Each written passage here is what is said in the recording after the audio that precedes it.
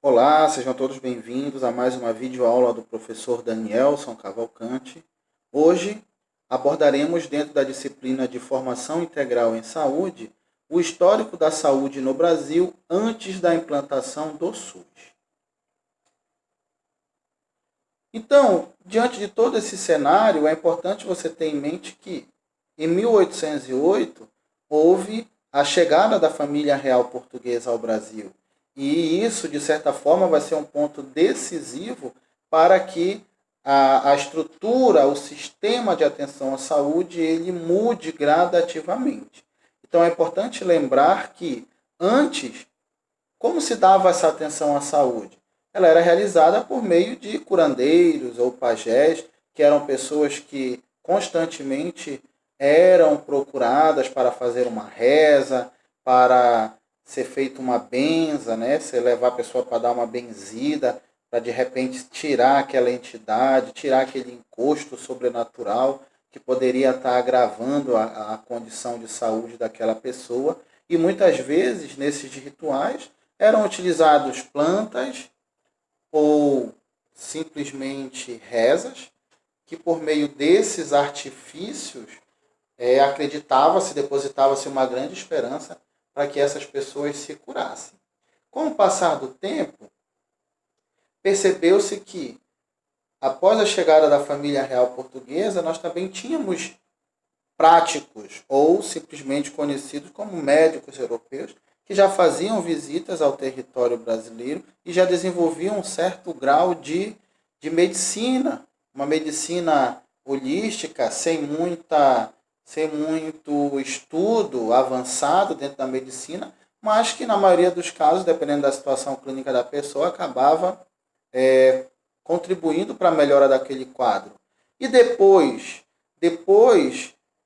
fortemente influenciado pelos jesuítas, que já traziam da Europa o conhecimento da medicina, alguns avanços práticos da medicina, e isso favoreceu com que fosse fundada a primeira faculdade de medicina, tá? E aqui embaixo eu coloquei a foto da primeira faculdade de medicina no Brasil, criada em 18 de fevereiro de 1808, no estado que hoje é conhecido como a Bahia. Então, como vocês podem perceber aqui em cima, há uma das várias imagens que retrata esse momento da família real portuguesa em solo brasileiro. Então, percebam que ela chega escoltada pela Armada Real, e o marco importante com essa chegada dos jesuítas, com alguns práticos, alguns médicos práticos da Europa, fundaram a primeira escola ou primeira faculdade de medicina do Brasil no ano de 1808. Então, com esse avanço prático no campo da medicina, com o passar do tempo, percebeu-se que a substituição das práticas populares por hospitais. Então, percebeu-se que aquela prática curativa, por meio de plantas, rezas, e pela figura do curandeiro e do pajé, paulatinamente começou a ser substituída pelas instituições hospitalares, principalmente influenciadas por construções europeias e até mesmo norte-americanas, futuramente. Essas instituições elas rompem esse chamado medicina empírica. Então, a partir do momento que se constrói uma unidade física e começa a atender essa demanda da população, que a princípio se dá para o controle da hanseníase e da tuberculose, que eram doenças na época que ceifavam muitas pessoas, dentre eles trabalhadores das lavouras cafeeiras. Então, esses primeiros hospitais eles surgem para isso, para tentar suprir essa demanda para o controle da hanseníase e da tuberculose e também de doenças transmissíveis. Tá? Então, essas duas doenças eram as mais transmissíveis da época, mas também a gente tinha o que? Meningite, e tinha outras doenças que eram transmitidas por água, por fezes, que, devido a uma escassez ou um saneamento básico ineficiente, acabava favorecendo a sua transmissibilidade. E com tudo isso, houveram as primeiras ações de saúde pública no Brasil, colônia, para a proteção e saneamento das cidades, principalmente as portuárias. Então percebeu-se que as cidades portuárias eram as cidades que estavam mais vulneráveis, porque recebia navios, recebia embarcações, cargueiros de outros países. E não se tinha um controle eficaz sobre essas embarcações e acidentalmente começaram a chegar nos litorais brasileiros muitas patologias, muitas doenças que eram endêmicas somente em outros países. Então, a partir do momento que percebeu-se que um dos grandes pontos cruciais para diminuir essa transmissibilidade ou essa infectabilidade de doenças eram nas cidades portuárias. Então, no início, as primeiras ações de saúde pública, atenção, no Brasil colônia, se deu proteção e saneamento das cidades, principalmente as portuárias.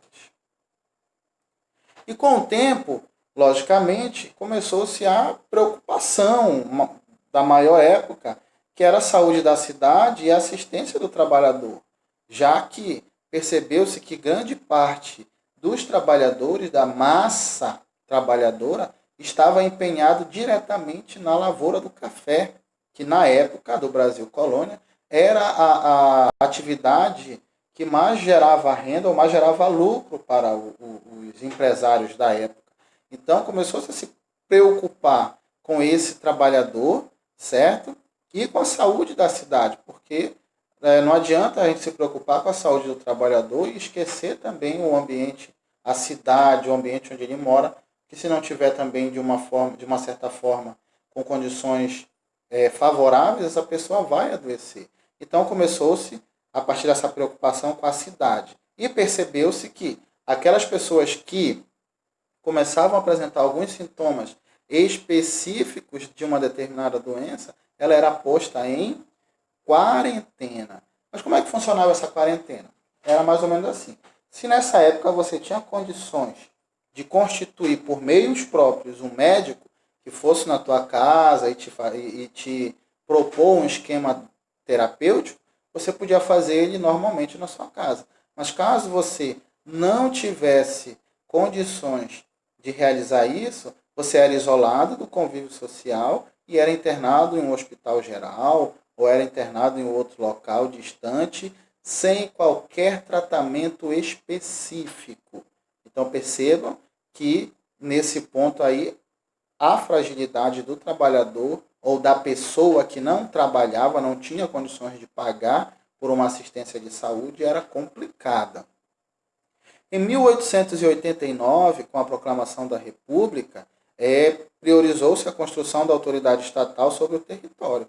Então, o Estado ele passa a ter uma determinada presença sobre a sua área de abrangência, sobre a sua territorialidade, e uma das coisas que vai caber ao Estado, e a gente vai ver futuramente, é a questão da garantia da saúde, certo? Já que na lavoura de café e exportação do produto eram dependentes do trabalho assalariado. Então, dentre aquelas doenças que eu já falei, hanseníase, tuberculose, outras doenças como febre amarela, peste bubônica e a varíola prejudicavam o crescimento da economia. Por quê? Por ser um ambiente coletivo, onde dezenas de trabalhadores compartilhavam o mesmo ambiente, favorecia a disseminação dessas doenças e isso, de certa forma, acabou prejudicando o crescimento econômico porque muitos trabalhadores morriam, não se tinha uma política eficaz, a pessoa era isolada e muitas pessoas com medo não ocupavam esses cargos para dar continuidade na colheita, no plantio do café e, de certa forma, as lavouras ficavam com produção parada e isso prejudicou, de certa forma, o crescimento da economia. E aí, com os problemas advindos dessa falta de saneamento básico, dessa falta de estruturação da cidade, houve o crescimento das epidemias e fizeram com que em 1903 Oswaldo Cruz propusesse o Código Sanitário, que instituiu a desinfecção, inclusive dos domicílios, a notificação permanente dos casos de febre amarela, varíola e peste bubônica e a atuação da polícia sanitária, que nós iremos discutir daqui a pouco especificamente o papel de atuação da polícia sanitária. Ele também implementou sua primeira grande estratégia no combate às doenças, a campanha de vacinação obrigatória. A natureza da autoritária dessas campanhas gerou uma oposição por parte da população, políticos e líderes militares, o que resultou na revolta da vacina em 1904. Então percebam que, diante deste cenário de diversas doenças, Oswaldo Cruz propôs um código sanitário que mais lá na frente vai ser transformado em um código de postura, onde vai ser dado normas ou regras para que se tenha uma boa convivência, uma boa higiene do ambiente, inclusive do domicílio, começou a ser criticado. E aí, quando vem a revolta da vacina, que foi um grande movimento contrário ao ato de se vacinar, por que se vacinar, para que se vacinar. Então, foram algumas lacunas que não foram muito bem explicadas na época e sobre a importância de se prevenir com as vacinas, provocou essa revolta, já que foi instituído que era uma questão obrigatória. Então, o fato da obrigatoriedade, de repente, nesse momento, gerou um descontentamento da população, já que foram tomadas medidas enérgicas para que a pessoa, sim, querendo ou não, fosse até um posto ou uma unidade improvisada de saúde e tomasse essa vacina. Tá? Então, por isso que esse movimento da revolta da vacina ele foi contrário à obrigatoriedade de vacinação contra principalmente a varíola. Então, como eu havia dito, a população ficou indignada ou provocou esse movimento pela obrigatoriedade, porque talvez no momento não se tivesse dado a gravidade ou a dimensão real da necessidade dessa vacina, e isso, devido a essa falta de informação, a população achou que era um ato absurdo, ter que pegar pelo braço mesmo e vacinar. Então, esse foi um dos motivos que gerou esse movimento contrário à campanha de vacinação proposta por Oswaldo Cruz. Então, aqui na imagem, um post da época, em que se fala justamente disso, do Código Sanitário, onde a limpeza da cidade e do domicílio ela é indispensável. Então, Oswaldo Cruz, com seu pensamento avançado de bem-estar social, acabou tendo algumas medidas tidas como absurdas na época. E aí você tem aqui, então, a polícia sanitária, que foi instituído como forma de identificar e colocar os doentes em quarentena. Então, quem estava apresentando algum sintoma de uma patologia era posto em quarentena, eu já expliquei, quem não tinha e quem tinha condições. Quem não tinha condições de pagar por médico era isolado em hospitais gerais. Isso, logicamente, gerou uma insatisfação da população, que por volta de 1910, 1920, entrou a segunda fase do movimento sanitarista com Oswaldo Cruz. Então, Oswaldo Cruz percebeu que algumas medidas precisavam ser tomadas em caráter emergencial e acabou focando ou tendo ênfase no saneamento e combate às endemias rurais. Então, Oswaldo Cruz também percebeu que muitas doenças vinham do campo para a cidade.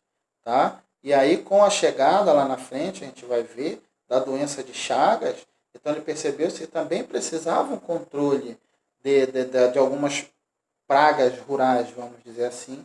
Então ele instituiu o saneamento e o combate a endemias rurais, porque ele também percebeu que além da cidade ter o seu perfil epidemiológico, a população rural também tinha um outro perfil que também precisava ser controlada, senão essas doenças chegariam à cidade e também acabariam contaminando ou contribuindo para o avanço dessa população. E, logicamente, com essa crise no sistema de saúde, com essas baixas na mão de obra, gerou uma crise cafeeira e movimentos populares.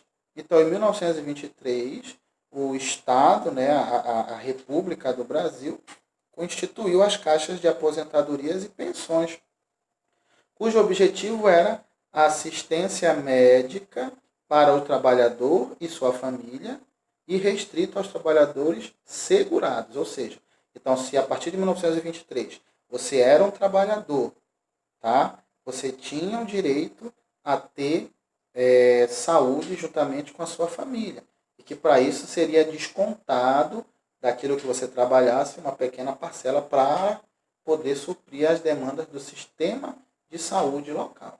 Então, em 1923, surgiram as caixas de aposentadorias e pensões. Então, aqui eu estou falando de qual Brasil? Brasil colônia, certo? Então, em 1923, começa a se pensar como suprir a demanda de saúde desse trabalhador, porque esse trabalhador está adoecendo e ninguém está querendo, por mais que ele seja afastado, ninguém está querendo assumir aquele local dele por conta de uma determinada patologia, de uma determinada cepa. Então, com isso, instituiu-se em 1923 as caixas de aposentadorias e pensões para dar uma garantia de que aquele trabalhador fosse cuidado, tivesse uma assistência médica, se recuperasse e voltasse para o trabalho.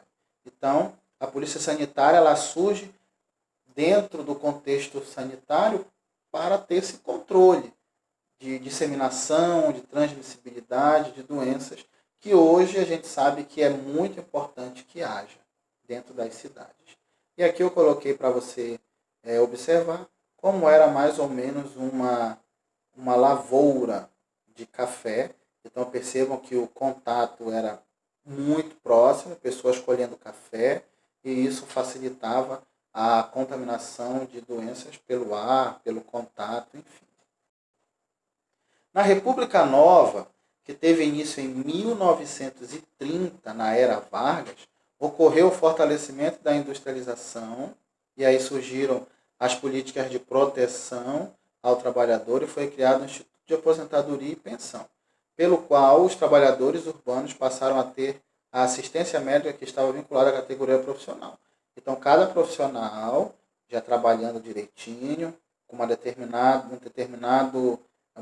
caderneta ou registro, tá? O Estado mantinha os centros e hospitais para a população pobre, os ricos eram atendidos por médicos particulares, e no período havia predomínio das doenças relacionadas à pobreza. E aí são aquelas doenças de alta transmissibilidade, hanseníase, tuberculose, meningite e por aí vai. E além de patologias da vida moderna, que a partir do momento que você começa a trabalhar, jornadas de trabalho exaustivas, você pode começar a ter um adoecimento mental e daí mais tarde também tudo isso vai ser revisto e vai ser ofertado uma assistência à saúde especializada para essas outras causas, né? Como LER, lesão por esforço repetitivo, ou DORT, que já era doença osteoarticular relacionada ao trabalho, e alguns transtornos de depressão, de ansiedade, que também acabam surgindo com essa nova vida moderna. Então percebam que nós saímos de um Brasil colônia, a gente vem para um Brasil que passa pela República Velha, depois chega em 1930 com a República Nova e novas visões de comércio, novas visões de industrialização para trazer o avanço para o Brasil e juntamente com isso a saúde também precisaria ou precisava melhorar.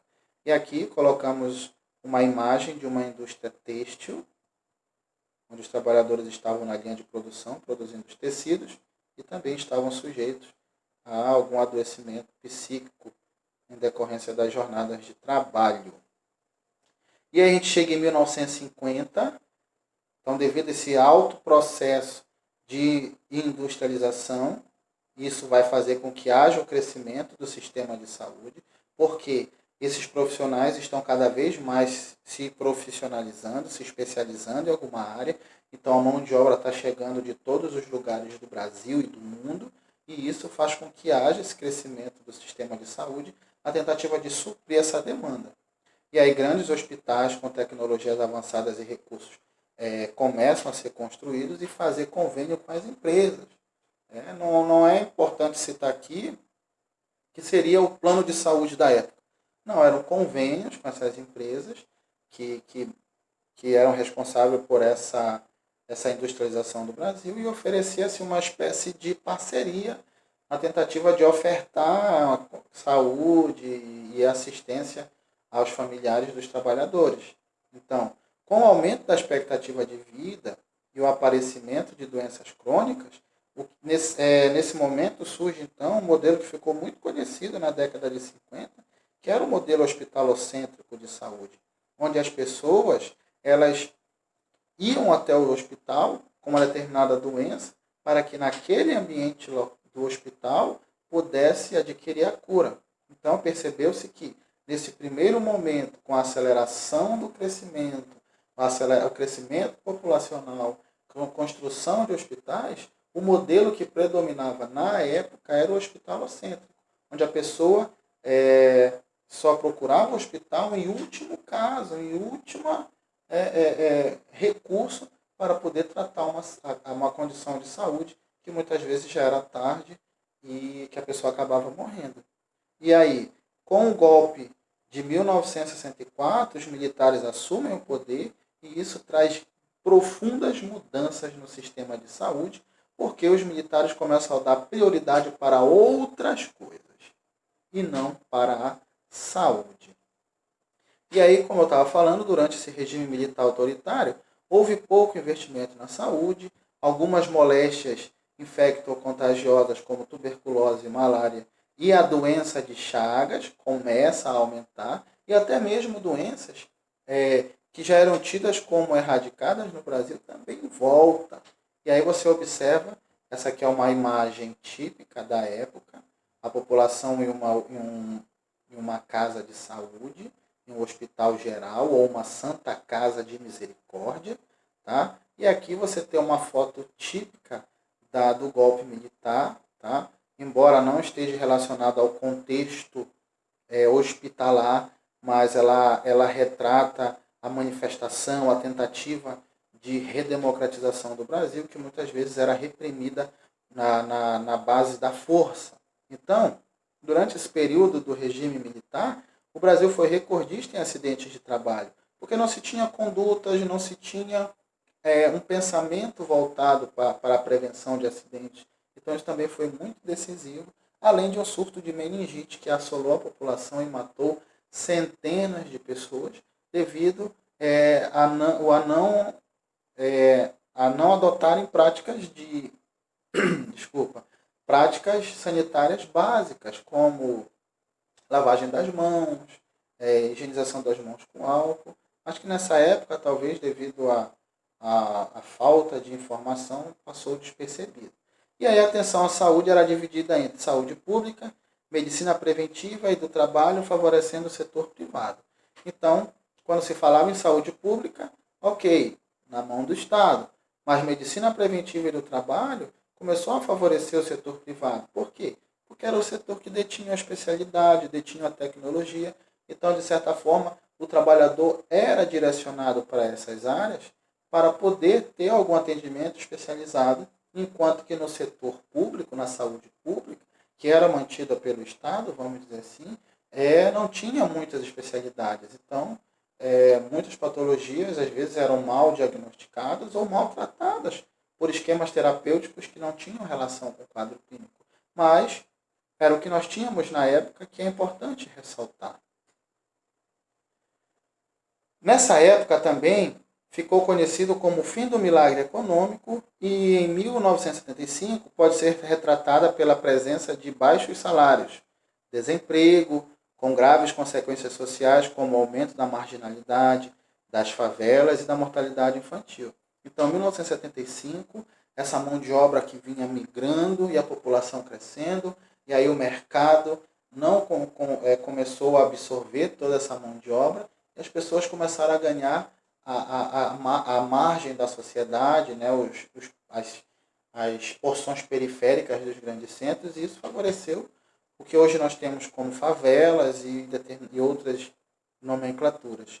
O modelo de atenção à saúde previdenciária passou a demonstrar ser incapaz de solucionar os principais problemas de saúde, como as endemias e epidemias que surgiam, e mortalidade infantil, aumento dos custos da medicina curativa centrada na atenção médico-hospitalar. Então, percebo que nessa época aí já se falava em saúde coletiva, em medicina preventiva, a fase preventivista, saúde coletiva, mas ainda não estava energicamente posto em prática devido às questões do regime. Mas percebam que a assistência à saúde, ela ainda era, tida como hospitalocêntrica, onde esse paciente tinha que ir ao hospital. Houve a diminuição na arrecadação do sistema previdenciário, reduzindo as suas receitas, a incapacidade de atender essa população cada vez maior e marginalizada, sem carteira assinada e contribuição previdenciária, se viam excluídos do sistema. Então a população começa a justamente pressionar o governo. Sim, eu não trabalho, eu não tenho renda, e eu estou doente, e quem vai cuidar de mim? Eu vou morrer? A minha família toda vai morrer? Então o governo começa a sentir-se pressionado por essas manifestações plausíveis da população, e aí somado a isso, desvio de verbas do sistema previdenciário para cobrir despesas de outros setores, coisa que hoje ainda acontece, certo? Então, o não repasse pela união dos recursos do Tesouro Nacional para o sistema previdenciário, visto ser este tripartite, né, empregador, empregado e união, acabou favorecendo para que quebrasse esse modelo inicialmente proposto. Então, se o trabalhador está ali suando todo dia com sua mão de obra para gerar lucro para o empregador repassa esse dinheiro para a União e a União não repassa para os hospitais, então começa a meio que quebrar, certo? E aí eu coloquei aqui uma charge que diz assim: doutor, eu estou com falta de ar. E o médico responde: só? Pois esse hospital está com falta de leito, falta de médico, falta de medicamento e falta de verba.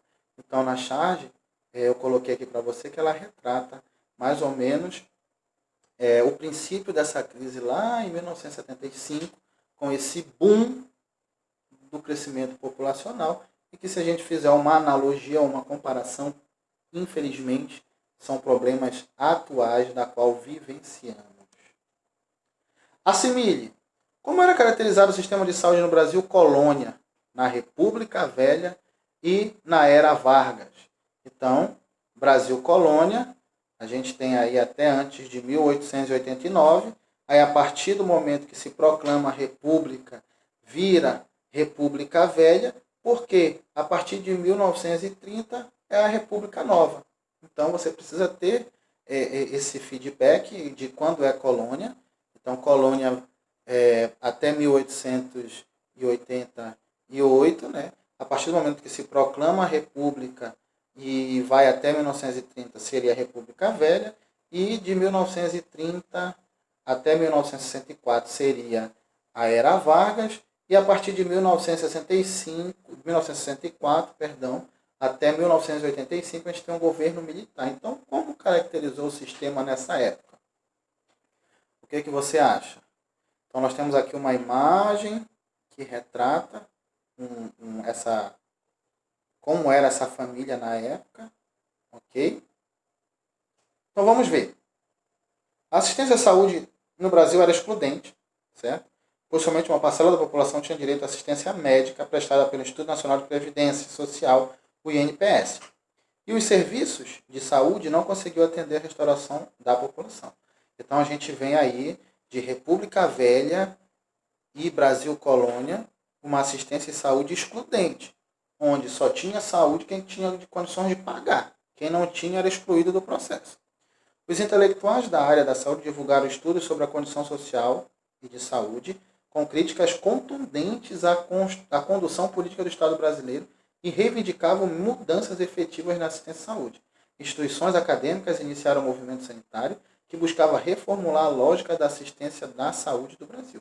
Então, quando você pega aqui, reformular a lógica é justamente o surgimento da ideia de redemocratização, a volta do pensamento das atribuições estatais com relação à saúde e demais setores, como educação e segurança. Então, percebam que, no período de Brasil Colônia, República Velha, a gente tem também o sistema de saúde excludente, que dura até o início da Era Vargas, onde começa a se propor uma nova mudança, e aí vem o golpe militar de 1964, acaba dando uma esfriada, acaba tirando do foco essa questão de saúde, e aí a população começa a se manifestar e começa a ser reprimida, mas o importante é que essas manifestações surtiram efeito. E aí, em 1970, tivemos a reforma sanitária devido ao sistema excludente, certo? Então, se você for fazer uma análise do Brasil Colônia, Brasil República Velha, República Nova e golpe militar, por cada período que a saúde passou, a gente teve um grau de excludência, ou um grau de exclusão, dessa saúde, dessa população marginalizada, não trabalhadora, não assalariada. E aí alguns índices importantes, podemos citar as conferências de saúde, que foram locais de grande discussão sobre a questão de saúde. Tá? Então, essa 8ª conferência de saúde, que aconteceu no ano de 1986, ou seja, fim da ditadura militar. Então começou-se a se pensar na saúde como um direito em seu sentido mais abrangente. A saúde é resultante das condições de alimentação, habitação, educação, renda, meio ambiente, trabalho, transporte, emprego, lazer, liberdade, acesso e posse da terra, e saúde e serviços de saúde. Então percebo que a saúde ela é percebida como um direito. Mas por que ela é percebida como direito? Porque a Declaração Universal dos Direitos Humanos ela coloca que a saúde ela é um bem, ela é um bem da pessoa, e que os estados, que os governos internacionais têm que zelar por isso. Direito à saúde significa garantia pelo Estado de condições dignas de vida e acesso a todos os cidadãos sem discriminação às ações. Então, não importa se você é da etnia, é negra, é caucasiano branco, é pardo, é amarelo, é indígena, você tem direito à saúde. Não importa se você é rico, se você é pobre, se você é gordo, se você é magro, você tem direito à saúde. Isso ninguém pode tirar de você, bem como promoção, proteção e recuperação em todos os níveis. Seja hoje na atenção básica, na atenção secundária ou terciária, e até mesmo quaternária, que já estão falando, todos temos direito. Então, percebo que em 1986, esse teor da 8ª conferência ela é muito esclarecedora. Tá? Mas para que se chegasse a esse momento, em 1970, teve essas reivindicações do direito à saúde a todo cidadão, tanto no aspecto curativo quanto preventivo. Então, foi a partir de 1970, com essa proposta de nova reforma sanitária, que começou a se pensar na efetividade dessas conferências. E, como eu havia falado, em 1985, com o fim da ditadura militar e início da nova república, com reivindicação da redemocratização. E aí a gente lembra que em 1988 foi promulgado a nossa Constituição Federal, trazendo os seus artigos, da qual dá plenos direitos e deveres, tanto para o cidadão, quanto para os órgãos públicos e para os órgãos mantenedores da saúde, da educação e da segurança no Brasil.